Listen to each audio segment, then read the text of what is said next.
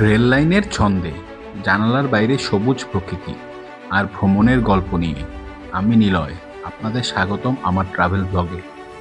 আজ আমরা যাত্রা করব নতুন এক গন্তব্যে। দেখব পথের সৌন্দর্য, স্টেশনের গল্প আর যাত্রার অজানা অনুভূতি। তাই ব্যাগ গুছিয়ে উঠে পড়ুন আমার সাথে আন্তনগর কালনী এক্সপ্রেসে।